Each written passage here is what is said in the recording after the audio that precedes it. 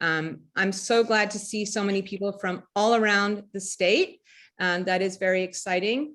And we are here on, it's another monthly huddle, but it's also, we've really been in the thick of it.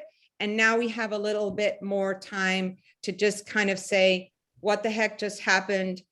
Where are we? What's going to happen next? What's up with these maps, and take a little bit of a longer view. So this is our agenda for the evening. Catherine is going to tell us where we are in the process, kind of, what the heck is going on.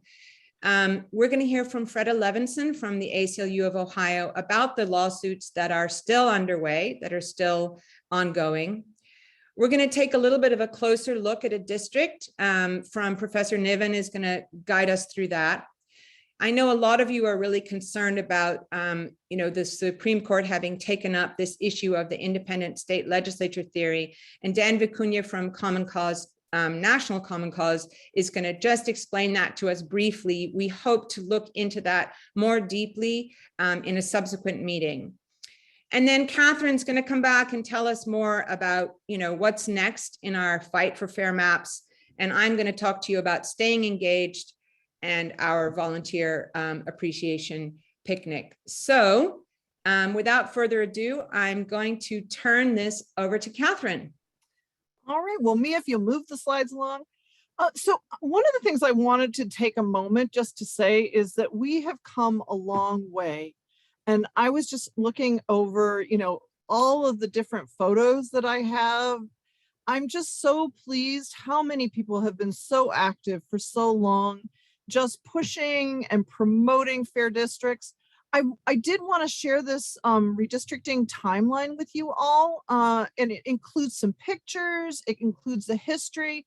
If you're the kind of person that actually likes to go and look at all of the different briefings and you want to look at information from the lawsuits, this timeline has that. And so I highly encourage you, to check it out. And when I was asked to talk about where we are now, I was like, well, I'm not exactly sure what's going to happen next. But these are the things that we do know. We do know that when we voted for in our primary for Congress, we know that that is a map that is being challenged. That's a map that will continue for this year. Freda Levinson from ACLU of Ohio will tell us more. We also know as we approach this August 2nd primary, that we're going to be voting on state legislative districts that were declared unconstitutional not once, but twice by the Ohio Supreme Court. And that, certainly the fourth map was similar to the third map, so that you could easily make a case that in fact, the maps that we're going to be voting on are so rigged that they've been declared to be unconstitutional 3 times. And so Mia's going to flip through a couple different slides that just have, images of the maps. And, I'm going to encourage, there'll be slides, there'll be links that are going to be in the chat so that you can look at them. As we think about what we envisioned as we went into the 2021 map making, we were envisioning fairer maps so that we would have greater accountability from the Ohio General Assembly. And it's fairly painful to look at these maps and know that in fact, things are better than they might be. But we are certainly going to be voting in August on very rigged district lines. And we still want to really encourage people to participate. We need to really, have an eye on what we can do about improving democracy. It becomes very hard when we know these district lines are rigged. And so as we have conversations, we both need to feel the pain of the congressional map. And Mia, if you'll pull that one up. And to realize that there are ongoing lawsuits about the state legislative maps, the congressional maps, and we realize that the Ohio Redistricting Commission literally didn't choose to convene when they were supposed to in June. And that we, as we're going through this, we need to think about what it is that we're going to do. How is this we're going to handle things going forward? I encourage all of us to take a moment to feel the pain, but also to be aware that we are all together in this and we need all of you to improve democracy. And so with that, I'm going to introduce Freda Levinson. And so Mia, if you could move the slide along. So, Freda is the legal director for ACLU of Ohio. She went to law school at the University of Michigan. And so, one of the things I was going to say about today is we're going to hear from some experts, because we do need some expertise thinking through what is it that we're going to do next and where are we? And with that, Freda, I'm going to send it off to you. Thank you, Catherine, and good evening, everybody. Thank you so much for this opportunity to talk to you. As you know, this litigation has been a series of very intensely litigated cases. The ACLU of Ohio initiated 4 lawsuits and intervened in another. And in addition, several lawsuits were consolidated with ours. So there isn't time or probably the appetite to summarize it all here. And I do understand you guys have been following very carefully already. But what I do want to talk about, and I believe this is what I'm supposed to talk about, is where the litigation has left us now in terms of the maps that are being used in the 2022 elections. How good or bad are they? And the state of the still pending litigation, and the possibility of better maps as a result of our continuing these lawsuits, which they are continuing, so better maps in the future. So first, let me talk about Ohio's legislative plan. The original plan was enacted, as you know, September 15th, 2021. That's when this whole thing started. It was stricken in January. The second plan was enacted later in January. It was stricken in early February. The third plan was enacted late February, February 24th. It wasn't much different from the second plan, virtually identical, and it was stricken on March 16th. Then the fourth plan, that one was passed the end of March, and that was the same, not virtually identical, but entirely identical to the third plan. And it was stricken on May 25th. And at that time, May 25th, the court ordered a new plan by June 3rd. But the commission basically thumbed its nose at the court and didn't even meet, didn't even pretend to meet, much less pass a map. Despite all this, the Republican commissioners got to use their third plan. Despite being slapped down 4 times by the Ohio Supreme Court, the Republican commissioners ended up getting their way. They were enabled by a 3-judge federal panel, which had ruled in late April 20th, that it would order Plan 3, even though that plan had already been stricken by the Ohio Supreme Court, if the commission didn't pass a compliant one by May 28th. So the Republican commissioners, armed with that reassurance, made damn well sure that they didn't enact another compliant map. They had 3 full days after map 4 was stricken to meet the May 28th deadline, and they easily could have enacted a compliant map. It may seem that 3 days isn't many, but it doesn't take that long. And also they had a practically finished map in front of them. They had a couple of hours, literally, of work to do at most to correct a few minor flaws in maps that were actually their own joint experts' drafts. And our experts had already demonstrated that these tiny flaws could be corrected and had turned over their work. So all the commissioners really would have had to do is check their work. Very doable in a matter of a couple of hours, much less 3 days. But at the end, the Republican commissioners successfully and we know intentionally ran out the clock. It's just been an incredible display of chutzpah, brinksmanship, just vast disdain for our Supreme Court, our Constitution, and the expressed will of the vast majority of Ohioans that they've done this. The status right now with regard to the legislative map is that, as you know, map 3 was implemented for 2022. The primary date is August 2nd. We're voting under it right now. Voting's underway. But because this is a one election cycle map, the commission is still under an order of the Ohio Supreme Court to enact a map for 2024 and beyond. But so far, it has defied the court's order. The Republican commissioners have made it clear that they don't want to draw a new map until after the 2022 elections, after the end of this year, when Justice O'Connor, the pivotal vote, will no longer be on the court. So we filed, when this became clear, we filed a motion. This was on June 8th. In effect, a motion to require the commission to respond or show cause as to why they were ignoring the court's order. The respondents responded about 3.5 weeks ago on June 17th, and the court has not yet ruled on our motion. So this motion, which is in effect a contempt motion, is still pending. We did file 2 previous contempt motions at other times when the commission exhibited very contemptible behavior. One was denied, one was denied as moot, but this one is still pending.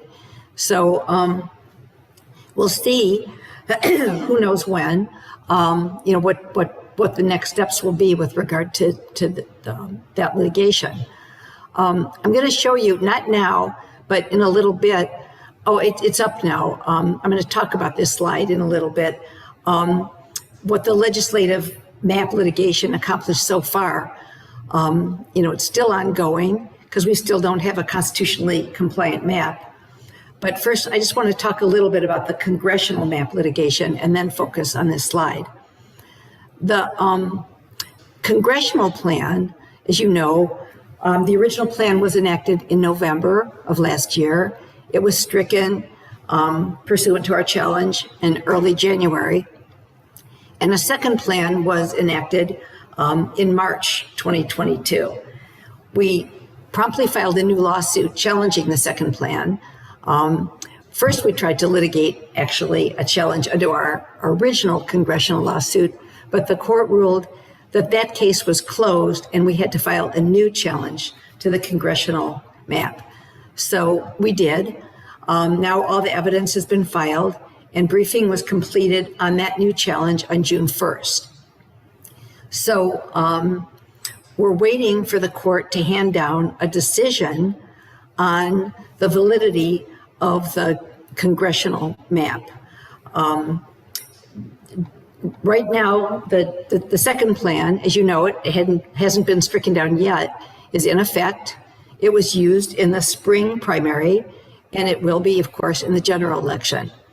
It's a 4-year map, so if the court happens to uphold it, a new one will have to be drawn for 2026. If it's stricken, as we believe it should be, the state will have to draw a new one for 2024. I just want to do one brief aside and take this opportunity to explain why in March, when we challenged the new congressional map, we didn't ask for a new map for this election. First of all, the date. The state, according to the Constitution, gets 2 months to draw a remedial map. So even with lightning speed litigation, which is what we did everything at the earliest possible date. This would have taken us past the primary date. As you see, the case was just put before the court on June 1st. All the briefing was done at June 1st. This obviously takes us past the primary date. Or what was the existing primary date. So it was physically impossible for the Ohio Supreme Court to order a new map in time for the primary. It would need yet another 60 days. The court also lacked 60 days from now for a new map to be implemented. The court would have to respond to our briefing, render a ruling, and then give the state another 60 days, which would take us into October. You can't have a primary in October for a November election, particularly because the court lacked authority to extend the primary. If the court could have ordered it, it would be great. But if the court had tried to do either of these two things, the Republicans would have gone straight to federal court, claiming violations of their rights, and invoked the independent state legislature theory, which Dan is about to talk about, and I'm glad he will. But if that had happened, all would have been lost in 2022, 2024, and beyond, including the favorable interpretation of the Constitution that we've won, the benefit of Article 19 of the Constitution itself, which would be eviscerated for future use, for now and for future use, and the map improvements that we'd won. Disappointingly small as they are, we would have lost those. So, I mean, we can see what happened when a federal court dominated by Trump-appointed judges got its hands on our legislative case. That's just further validation of the correctness of our strategy to avoid federal courts here at all costs, because there's nothing but bad things that are going to happen to us there. So while we're all disappointed that we didn't achieve constitutionally compliant maps for 2022, we do want to show what our litigation did accomplish in terms of reform. And Mia has put up a slide. First of all, I want to say, as background for this entire illustration, we established the important proposition of law that the anti-gerrymander provisions in the Constitution are real, they're mandatory, and enforceable. That was actually, believe it or not, substantially in question, but now that's been established. Secondly, with the legislative map, although map 3 disappointingly was enacted, as you see here, it's an improvement over the originally enacted map. The original map granted a supermajority in both houses to the Republicans. Now, superficially at least, the partisan breakdown is proportional. We still continue to have a problem with it, and the Supreme Court agrees with us, that because the Republican districts are drawn more durably than the Democratic districts. And that's a violation of the principle of partisan symmetry. The map needs to be perform equally when there's pressure put on it by a wave in an election on either side. And another victory is that the Ohio Supreme Court also accepted that theory as a result of this litigation. For the congressional map, as you see here, the original locked down 13 seats for the Republicans. And now at least 2 of those districts have become competitive and under some analyses, slightly favorable to the Democrats. So the map is closer to proportional and fair. At this point, who do I turn the conversation over to? Well, Thanks. I'm gonna ask you some questions if that would be okay, Freda. Oh, sure, of course. Okay, so this is the one that's a real head scratcher for folks like me that don't, we don't have a legal background. My background is in social work. It's very confusing to me. Why did the federal court have the legal authority when it says in our Ohio Constitution that the court, the court of record is the Ohio Supreme Court? For many of us, we don't quite understand why. Okay. Well, first of all, Catherine, you probably have an honorary law degree by now. And so, secondly, though, that is confusing potentially.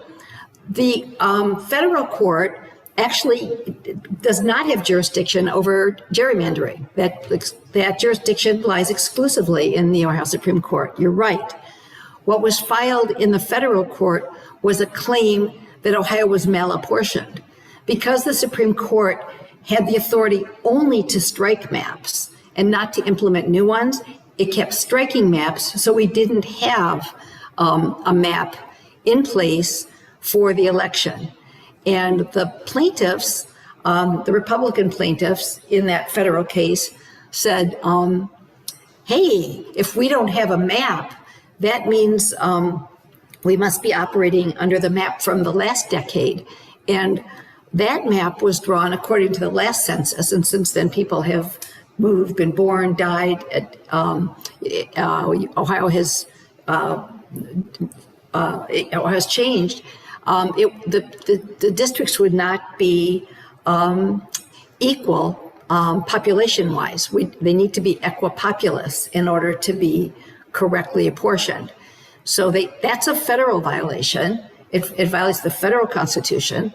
So they caused this problem, frankly, by drawing non-compliant maps. They caused there not to be a map, but it's kind of like the kid who kills his parents and then complains that he's an orphan. They went to federal court and said, we don't have a good map, we're malapportioned. So the court, could have sent this case back to the Ohio Supreme Court and said, this is an Ohio problem, you handle it, and allowed sufficient time for the Supreme Court to keep this process going and keep pushing on the state to produce a new map. And one of the judges, one of the three jurists sitting on that panel would have done exactly that. The other two, though, were Trump appointees. And this is the reason we wanted to avoid federal court and why we wanted to avoid precipitating this in our congressional case. We could see that this, could happen. Unfortunately, it did happen in the legislative case because the federal judiciary, unfortunately, is dominated by conservative judges and Trump appointees. And the two Trump judges just gleefully said, oh, we're so sorry. We're so sorry to have to impose an unconstitutional map on Ohio. But we really think this is the most respectful thing we can do for the people of Ohio because, after all, an Ohio commission implemented these maps. If we picked a different map, say the map that the experts had designed, that would be imposing on Ohioans a map that their own commissioners hadn't designed. And, we want to be respectful to the sovereignty of the state and order the implementation of this map 3. And that's what they did. So another question that people had to do with when you said durability, what exactly did you mean? Okay, so, when people are drawn into a district, you can predict how the people in that district will probably vote. You can get not their individual voting records, but you can get records of how those areas voted in the past. So you can project how a district's going to go. Is it going to go Republican? Is it going to go Democratic? But that's not a promise that it will. Things can change. There could be one candidate that's an incumbent that's popular or more charismatic than another. There can be issues that drive different people to the polls. People can change their minds, move in and out, die, whatever. So you can't tell necessarily how a district is going to perform. You can only project it. And the projections don't always come out right. They're stronger if there's a larger margin. If a district is projected to be 40% Democratic and 60% Republican, that's pretty durable. You know that no matter what happens in the future, even if there's some kind of wave election, it's still going to perform the way it was designed to or the way it was projected to. But if there's this much smaller margin within a percentage or less, or even a couple percents, that's not durable. That could change. It could change easily. So it's actually more of a toss-up district, even though it's been nominally designated to favor one party or the other. And the principle that the Ohio Supreme Court recognized was, the Republican commissioners drew something that looked proportional. But when you examine these districts that they drew as blue, you could see that they were razor-thin margins, and they called them blue. The districts that were drawn as red had nice, fat, solid margins that would stand up no matter what happened. And our court said that's not fair. That lacks symmetry. They should both be equally vulnerable. And that's a principle that the court should be employing as it examines the congressional map before it now. So this is the other question that I have been receiving a few rage-filled side comments. It really has to do with, like, why is it that the commissioners have not been held in contempt? And is it still possible that they will be? Yeah, well, the court came very close to holding them in contempt the first time around when they did their monkey business. In fact, it was awkward because we had the son of one of the commissioners on the court, and the court ordered that the commissioners had to come to court in person and show cause as to why they shouldn't be held in contempt. After that, though, they hurriedly met and did what they were supposed to be. So the court denied the contempt motion because there was the reason for it had gone away. But when you think about it, for the court to hold these elected public officials in contempt, were they to do that? It's the governor, it's the Secretary of State, it's the head of both of our legislative chambers. It's the auditor, all these important officials. What are they going to do? Lock them up?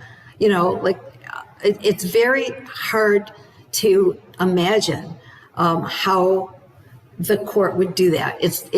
It hasn't ever occurred. So is it going to fine them? That seems unlikely too. For the court to hold them in contempt, what would that even mean? And so of course there's a reluctance to do that. There's a reluctance to push things that far and there's already been showdowns. That would be a real showdown.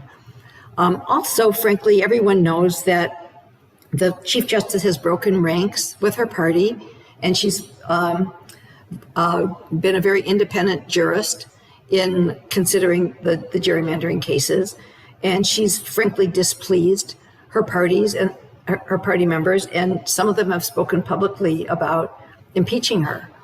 And I don't know, she may want to. I don't think that she's a timid person, but that would certainly be inhibiting. She's more effective in office. She might have decided she can perform a valuable service to the state if she remains in office. And so maybe she's being strategic. That's just a speculation. But it's hard to imagine what contempt would look like. And that's one reason why I think the Supreme Court has been very reluctant to do that to these officials. I think we're going to have to take everything in the chat and put it in a big poster, because while I understand what you're saying, you're getting a lot of pushback on why do we need to obey the law and they don't. It seems like just because they're the big guys that makes it worse. They should be they should more have to obey the law and the big laws than the little people. But I understand. Well, yes, let me just say they have sworn an oath of office to uphold the Constitution. Yeah. Yes, I don't think we have. They should. And I'm sorry to jump in, Catherine, but I just wanted to ask, so what timeline are we looking at in terms of, when the ongoing cases might be resolved? And will that mean if we did win, as it were, does that mean that we would need to draw new maps again for next year for 2024? Like when are we going to have to begin this all again? Well, we won the legislative case and they're supposed to be drawing a new map. Right now, they're not. And what is pending with the court is our motion to hold them in contempt. So this is it is with the court right now in the legislative case. With respect to the congressional case, we have a map in effect. The current congressional map, as I said, has not been stricken yet. We challenged it. It's fully briefed. All the evidence, all the experts' reports, all the transcripts and documents are before the court, and it's ready for a ruling, and we're just waiting for the court to render a ruling on that. Very good. Catherine, are you okay with me moving on? I appreciate all of that, Freda. I can tell that we would have questions for you for the next couple of hours, I think, but we have a couple of other presenters. So is it okay with everyone if we move on? Oh, I'm going to unmute Catherine. Hold on one sec. Yes, you should be able to unmute now. Catherine?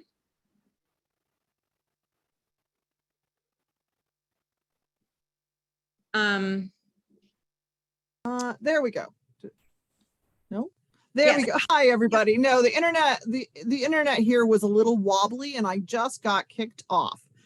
So big thank you to Freda. And what we're going to do is move on in the slides, and we're going to move on to David Niven. And this slide, if you could move right past it, I think Trevor's thrown that into the chat a few different times. Okay, we'll send a follow-up so that you have all that information. So if you could advance to David Niven's presentation. Sure. I just want to say, this is, if you want to sign up to get notifications, these are your numbers. And now we have David.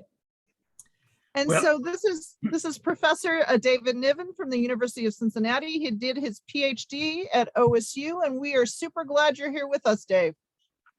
Well, I'm happy to be here. And, you know, all of you know that there are 1,000 negative consequences of gerrymandering, or really probably an infinite number of negative consequences. One of the few positive consequences has been that I've had the opportunity to work with folks, including Freda and so many wonderful people, Catherine and Jen and Mia, as a part of this effort to advance fair districts in Ohio. And I certainly appreciate that opportunity to work with them and fight with them for a good outcome. I'm going to talk a little bit about sort of the story that goes along with gerrymandering, because you know the numbers, you see the numbers all the time, but inside those numbers, there are so many stories. Every line, I mean, you look at this district. This is District 7 in Franklin County. This is the district we have. It's official. We're voting in it and for it. Why does it have all these squiggly lines, especially on the eastern side of it? That's all Columbus. It's not respecting community boundaries or anything like that. That's all Columbus. Why does Columbus need to jut in and jut out and jut in and jut out? Now, if we could advance to the next slide. This is District 7, same area in the previous Republican map that they drew in January. And you'll notice it doesn't have to jut in and jut out and jut in and jut out.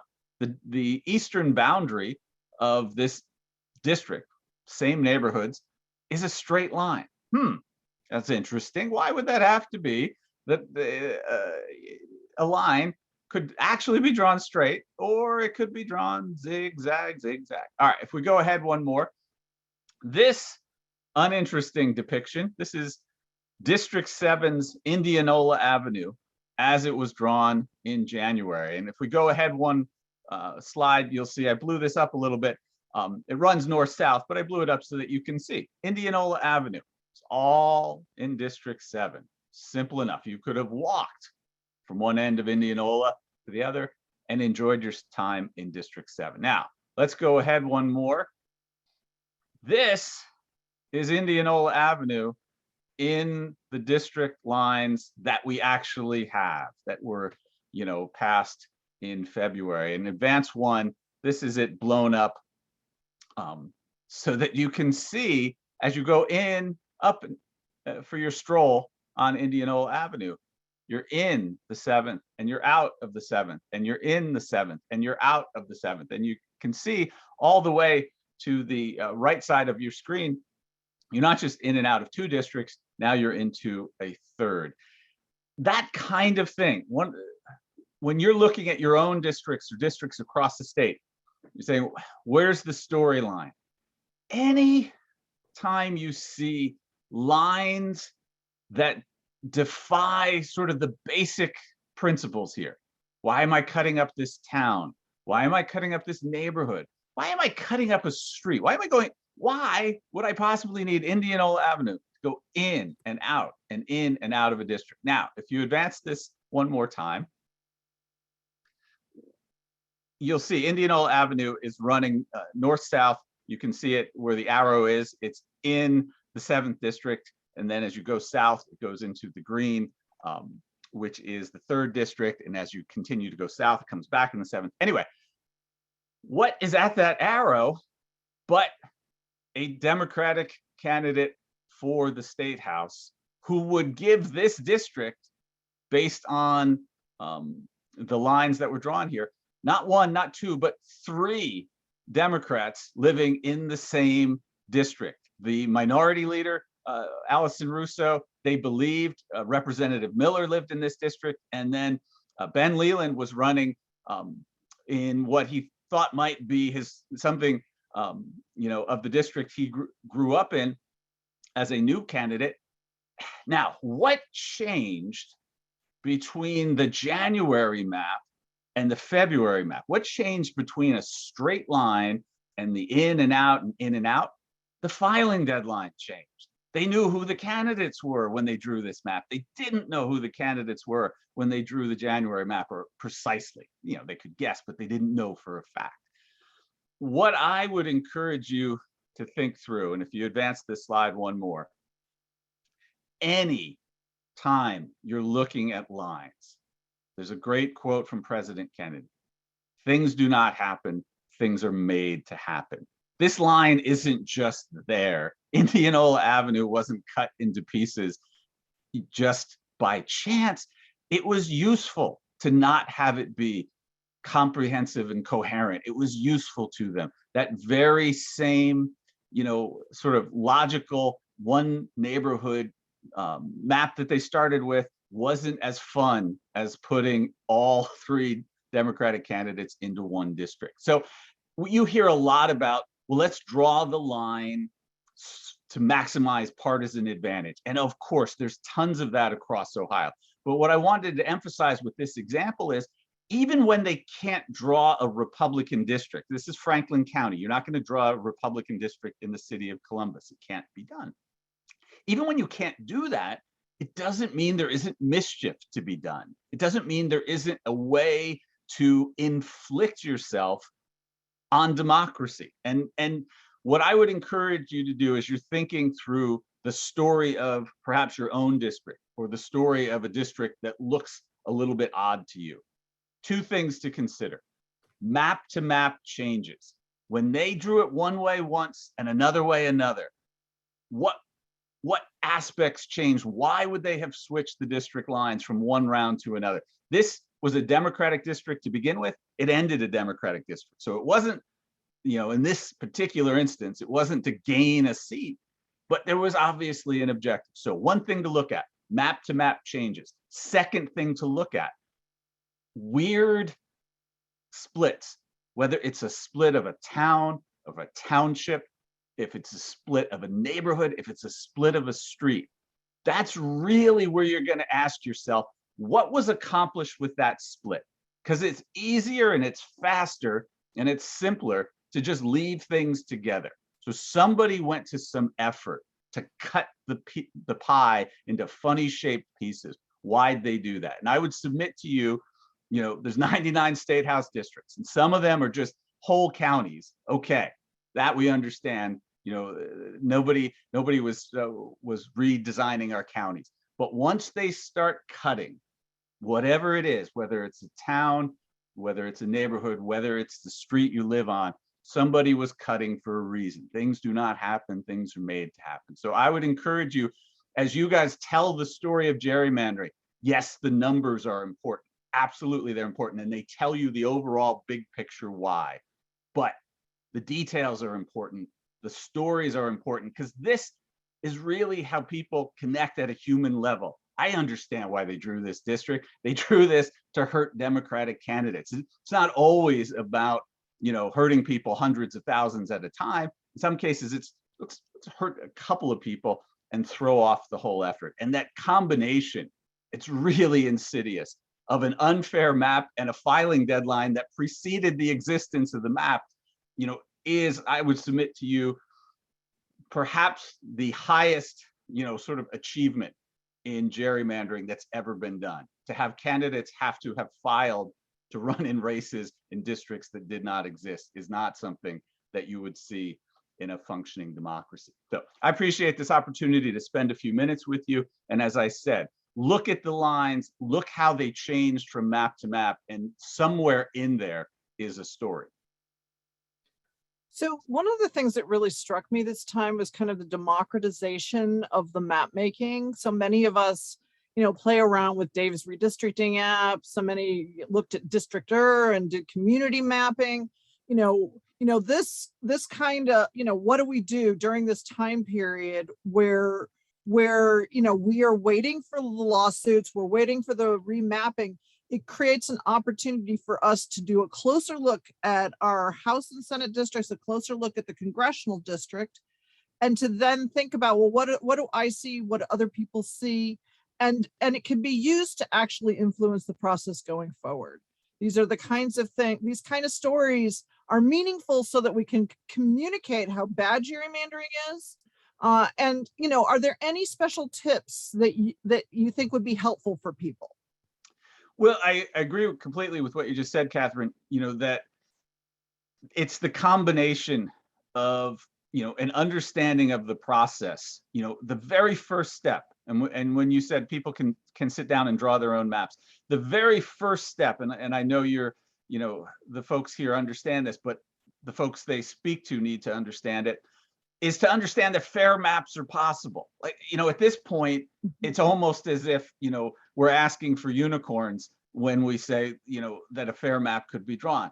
It's quite the contrary. A fair map is an easy thing to draw. It's these lines that take time and effort. So, as folks draw their own maps or look at maps of examples that regular functioning citizens have drawn, that first bit of information to arm yourself with. This is actually possible. This is not cold fusion. This is not a perpetual motion machine. It's quite possible to draw a fair map if you have a mind to. It was very powerful in my class, my Ohio politics class. I had students sit down, half of them were trying to draw a fair map, half of them were trying to draw an unfair map that maximized partisan advantage. And the fair map people had the easier time. The fair map people drew districts that looked like regular shapes, not like these funny things with, stuff hanging out and jutting in and jutting out. And I think that was really powerful to them about what this really means and entails. So that's number one. Number two, when you're arming yourself with the information, it's not just, the numbers. The people that you talk to will remember a story more easily than a long series of numbers. They'll respond to the human side of it. So if you talk about gerrymandering, yes, numbers are important here, but a story of a neighborhood that, one neighbor is in a different district than the other for no larger reason. Why are these people in Columbus living in the same neighborhood in and out of a district? Because that was imposed upon them. So I think arming yourself with that really gives you another level to talk to people about this problem so that they can understand it. Because, we know this, gerrymandering is incredibly important, but it's also something like what would happen if geography were taught by accountants. It's really important, but it inherently has a certain mathematical dryness to it. Infuse it with stories of the oddities of these maps, and you give it more life, and you give it, the capacity for people to really identify with the problem. Well, David, thank you so much. I just really appreciate you're taking time to encourage us to do a little bit of research and to collect some stories. And with that, I'm going to move this over to Dan Vicania. Now, Dan is with Common Cause National. He does the Gerrymandering Gazette, and it's quite good. So we should all sign up for his updates. Dan, do you want to take it away? Yeah, nice plug. Thank you. Yeah, I'm here to talk a little bit about it, a Supreme Court case that has the potential to have some pretty serious consequences nationwide. It's called Moore v. Harper. This case comes out of North Carolina. The Supreme Court agreed to hear it just a week or two ago. In this case, Common Cause, among with a lot of our allies in the state, challenged a partisan gerrymander of North Carolina's congressional map. We did so in state court using some state court protections that succeeded in striking down a map last cycle as well.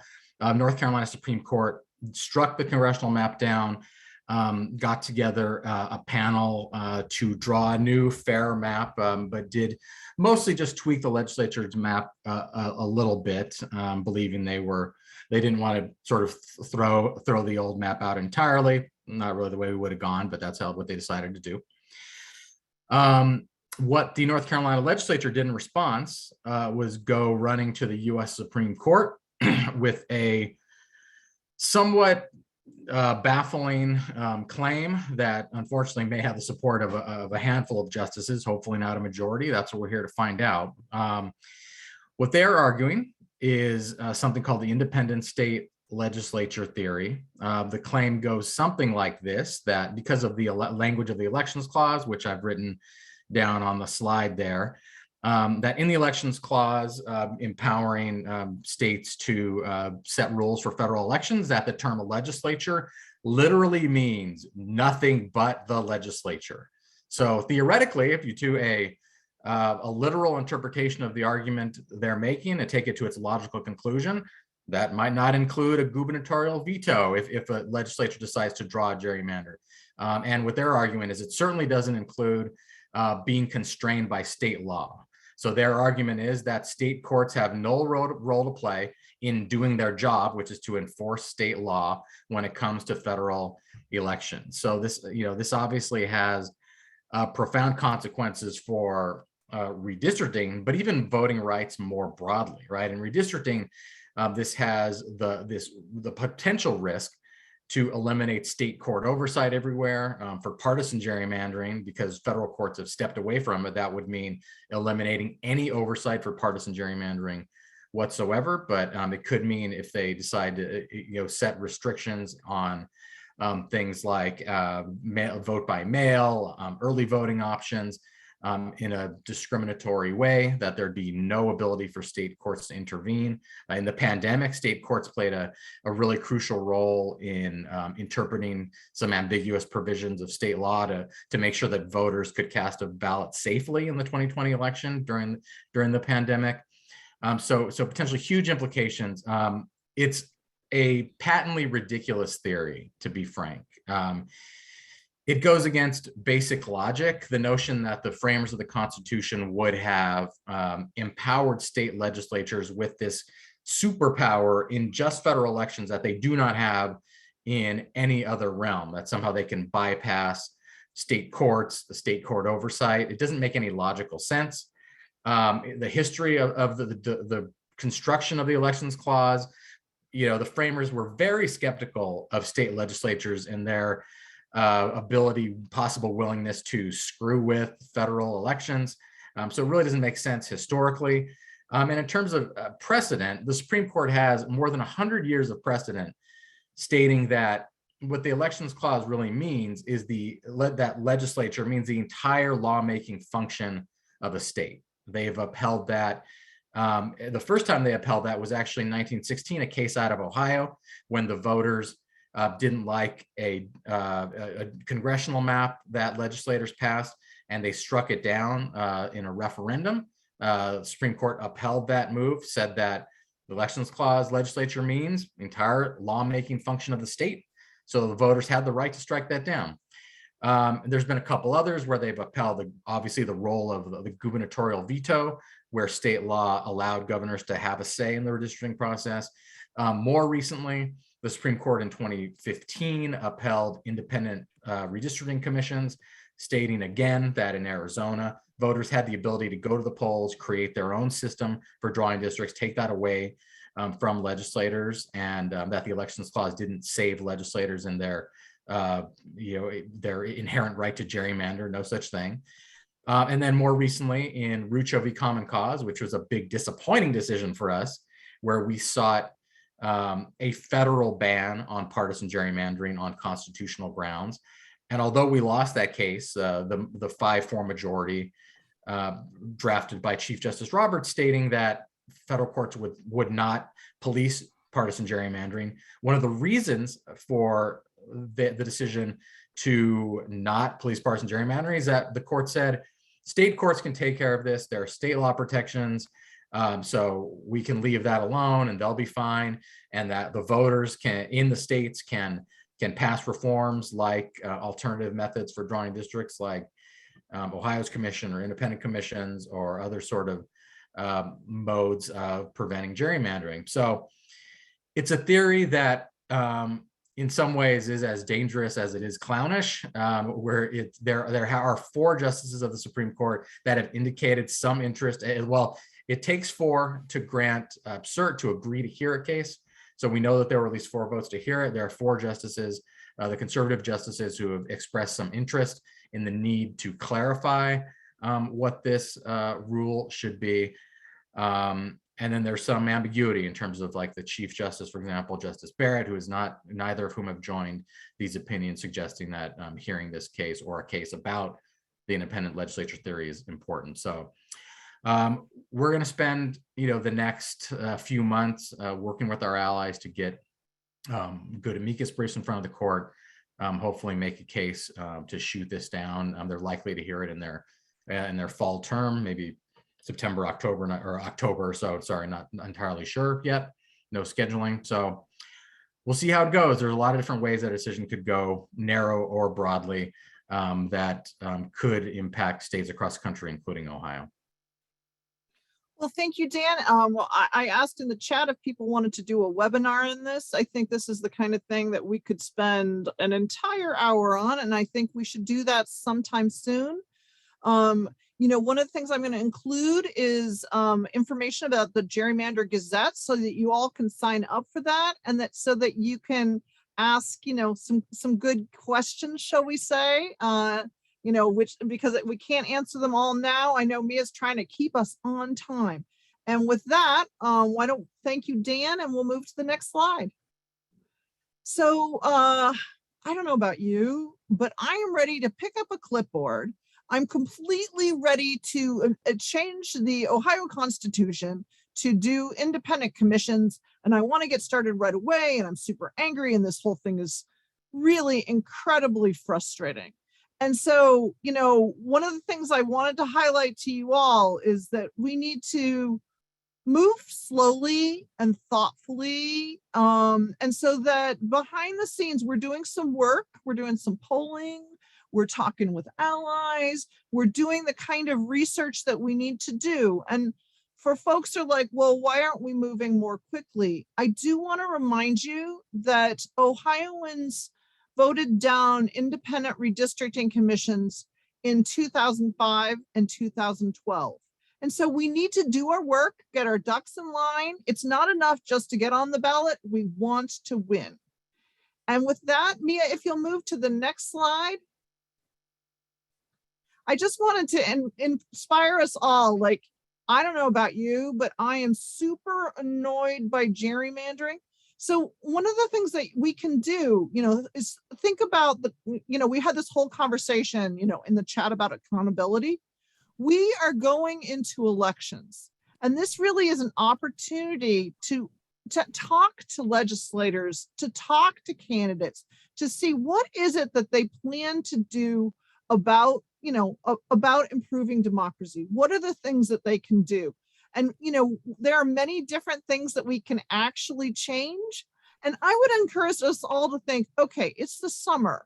It makes sense to continue to highlight the problems that we have. I was appreciative of Professor Niven saying, hey, go and look at your own district, tell a story. This is a perfect opportunity to do some letters to the editor. I'm going to encourage us all to vote and to do some voter registration for the November election. We have come really far, and I don't want any of us feeling like we didn't make a difference. All we have to do is look at the difference between those first maps and later maps, And we just have to keep plugging along, despite, as Dan Vicchino was explaining, wow, are we possibly dealing with a lot of nonsense. So I am so glad that we're all in this together. And Mia, if you'll move to the next slide. Sorry. Okay. Is it okay if I jump in? Oh, yes, please. Okay, thank you so much. I just want to make sure that folks know what we mean when we say take the keys away. So if we've given, last time in 2010, when they drew bad lines, or 2011, they said, oh, no, we'll do better next time. It's like someone who has a DUI and says, give me another chance. Well, they had another chance and they were just as bad or worse than before. So we want to say, now it's time to take the keys away. And so this is an issue. We know how much you guys care about this issue. And you guys are, in fact, this team of volunteers and advocates and people who care about and are fighting for fair districts. You are really pretty much the biggest piece of weaponry that we have in our arsenal to fight this. And your willingness to stay involved and to increase involvement and to stay fighting for fair districts, that's really what's going to make the difference as we move into this next stage. And when we say understand how far we've come, what we mean is having that awareness, having that army, having those people who care and who are not going to let them get away with anything. That is a huge difference from the last time around when people weren't paying attention and didn't really know. So that's of immense importance. And we're asking you to take your passion about gerrymandering, and we're asking you right now, well, we want you to keep it going, but we also want you to turn it towards your local elections. We want you to vote in this election so we can see how these legislative maps really function. And we want you to ask your candidates how they're going to work to protect democracy. And this is just a series of questions. We can just send those to you. They're just suggestions. You can ask whatever you like, but really we want to know, how important is it to them to strengthen democracy? How important is it to them to end gerrymandering? What are they going to do about it? How are they going to fight corruption? How are they going to support access to the ballot? And what are they going to do about the big lie? These are huge questions. And then we want you to go out and fight for those candidates that are really going to support democracy, because that is going to make a huge difference. We also want you to get involved. We have a big, obviously there are 3 races involving the Ohio Supreme Court. We've got some cards, palm cards that are, that just talk about the rights and the kinds of things that the court deals with and why it's important to vote down ballot. And so we'll send out all these links, but this is a link to ask for palm cards. We can send them to you. You can come and collect them at distribution points. You can join our election protection team. You can request election protection materials. You can get a register to vote yard sign. You can sign up to help distribute these things. We really do need distribution points across the state. Trevor and Tiffany are helping to organize that. And we really appreciate everyone who is out there, helping us, kind of doing the snowflake model where we bring supplies to you and then you supply the people in your area. But being, this is all tied together. Your support for democracy and your support for, asking those candidates how they're going to fight for democracy, and you keeping gerrymandering in, up in the air, talking about it all the time is super important. We also want to appreciate, show you our appreciation for you and invite you to the Volunteer Appreciation Picnic, which is going to be on Sunday afternoon, September 18th. We have an RSVP link now. We hope that you will come. It's centrally located. And that's an opportunity for us all to get together, be together in person, in outside location, and just tell you how much we appreciate everything that you have done. We had said that we were going to skip the August huddle to have a break, but we're just reserving it for now in case we want to maybe have that webinar about independent state legislature theory or some other topic. So put that on your calendar and we will send you a new link. We're going to do new links each time now. You know, so we'll send those out. Anyone who registered for this event, I will make sure that their name is uploaded to our email list so that you will receive the next link. And we always give you a few extra links of, you know, just resources. We're going to send all of this out tomorrow. And we very, very much appreciate you staying with us. I'm trying to get out of my thing here. There we go. So that's it. I think we're just a few minutes past. We really appreciate every single person who's on here, who presented, and who has been with us all along in this fight. I know there were a lot of questions in the chat that we probably didn't get to. We'll scoot through them, we'll read through them and see if there's anything that, you know, really, really needs to be addressed, and we'll try to send that out to you. But with that, I'm going to say good night, and I appreciate every single one of you. Thanks to Catherine, to Freda, to Dan Vicuña, to David Niven, to Trevor, Tiffany, Michael Barron, Lisa, everyone else, Colin, who's been helping back here. Thank you, guys. Thank you, everybody.